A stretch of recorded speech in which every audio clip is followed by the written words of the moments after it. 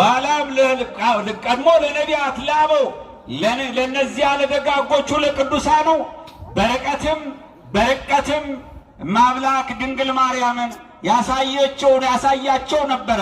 ከነዚያ መካከል አባቷ ዳዊት ልጄ ሆይ ስሚኝ ልምከርሽ፣ የአባትሽን ቤት ተይው፣ ዘመዶችሽንም ትተሻቸው ወደ እግዚአብሔር ሂጂ። አንቺ ወደ እግዚአብሔር ቤተ መቅደስ አንቺ ወደ እግዚአብሔር ስትሰጪ ያን ጊዜ ከስራታችን እንፈታለን፣ ከወደቅንበት እንነሳለን፣ ከቆሸሽንበት እንነጻለን። እነሆ ከሞትንበት ትንሣኤያችን ይመጣል። ትንሣኤያችንን በሆድሽ ትሸከሚያለሽ። ከሥጋሽ ሥጋ ከደምሽም ደም ወስዶ ፍጹም ተዋህዶ ዓለምን የሚያድነው ካንቺ ነው የሚመጣው።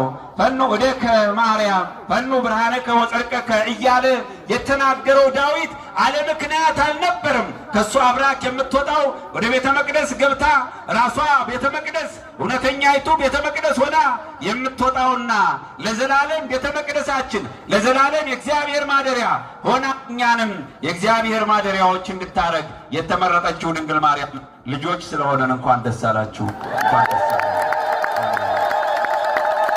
አቤቱ ቅዱስ አምላካችን ሆይ እናመሰግንሃለን። ምሕረት ቸርነት አይለየን። የቅድስና ሥራ ሰርተን እመቤታችን በረከት እንድትባርከን እንለምንሃለን። አምላክ ሆይ ወላዲተ አምላክ አማላጅነት በቅዱሳን ጸሎት ሀገራችንን ከጥፋት ሕዝቧን ከስደት ሰውርልን። በሥጋም በነፍስም በመንፈስም ሀገር የሚመሩ ሕዝብ የሚያስተዳድሩ